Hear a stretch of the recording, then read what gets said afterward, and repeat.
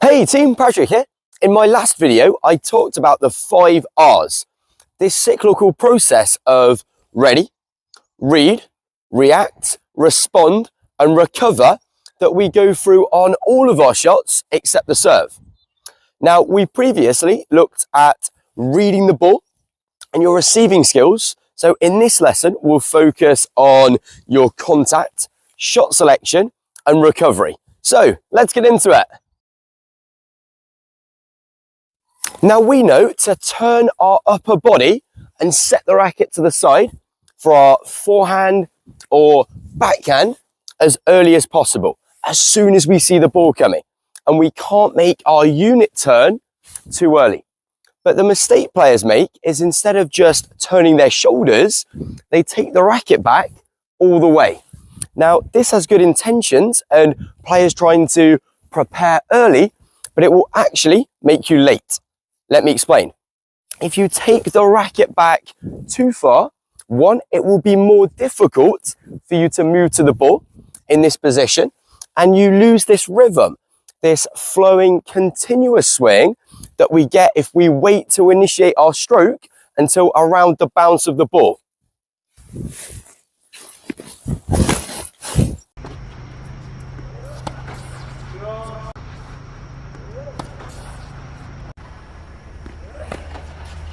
So we're looking for a continuous swing where we make contact between our waist and our shoulder and around the peak of the bounce. And I say to our juniors, it's like you're stalking the ball. You're hunting down this hanging point with the ball.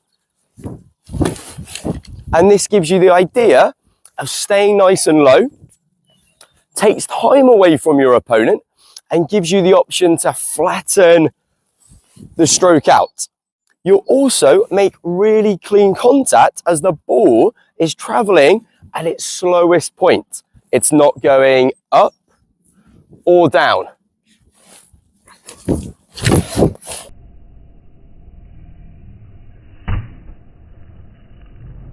A great warm-up drill is to call out yes or no just after your contact, where yes is you what I call won the contact.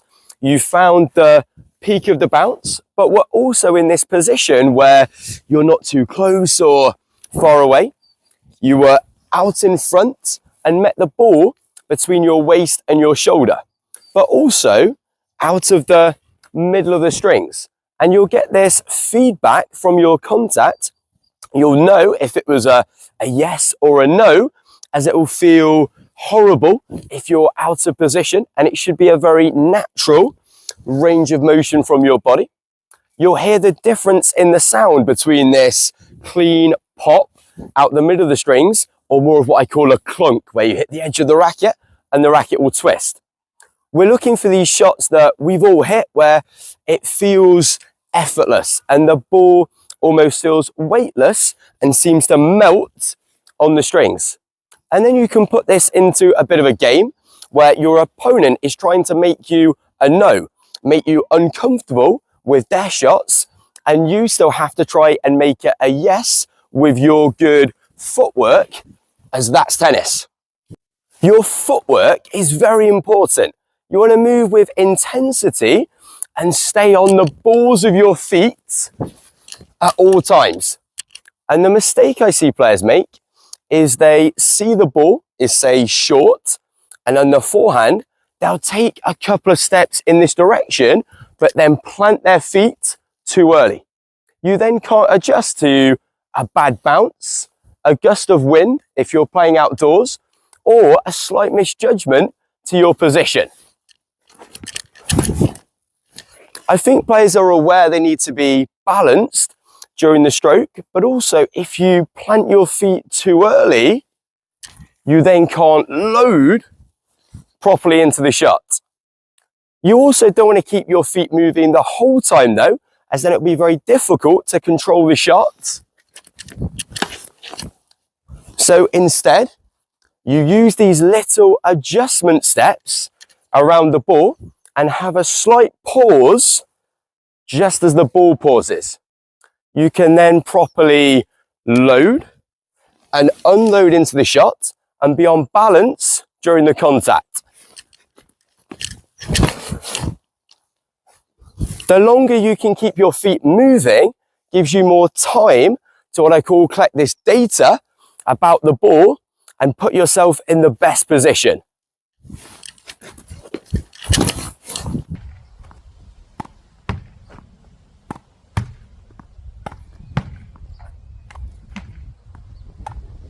You want to move on the most direct path to the ball, moving with these diagonals and cutting the ball off, whether that's forwards and to the side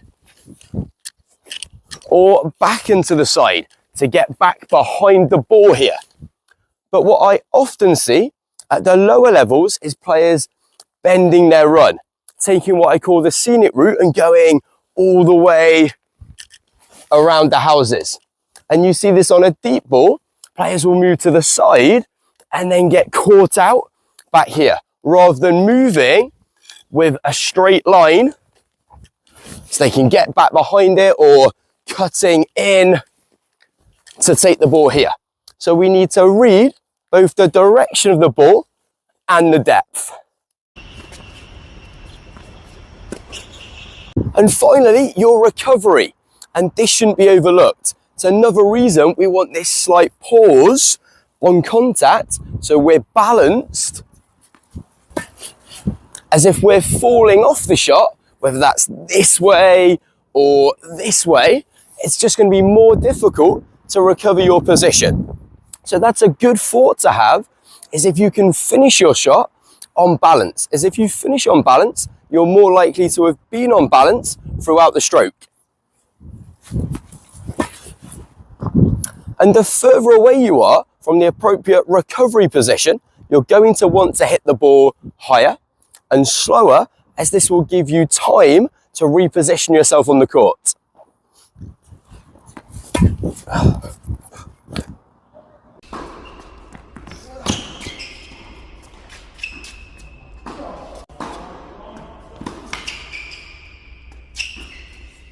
You can use what we call the crossover step when you have to recover more ground. This is more efficient as you can take a bigger step. For example, one crossover step might cover the space of 3 or 4 side shuffles. We have to take bigger steps when we have to cover more distance around the court. But if your opponent has only moved you to here, then I can just use a simple side step to recover my position. And I like to use a drill called home base, where players have to recover to a certain position on the court by the time their opponent hits it on the other side, or they lose the point automatically. And players will very quickly work out they need to hit higher if they're further away, to give themselves that time to recover, but also to keep the ball away from the center and their opponent outside the lines of the court. Right team, again in this lesson we've been focusing on the ball first before our technique. It's about finding this moment in time where the ball pauses and we can pause our feet in the best position and make great contact. I always remember a quote from Jennifer Capriati's coach when I think she became the youngest world #1 about what made her so special.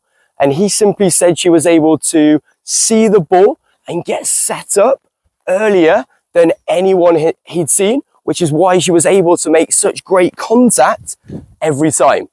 So I hope this video's helped. If it has, please leave it a like, comment down below and subscribe to the channel, and I'll see you on court in the next one. Cheers guys.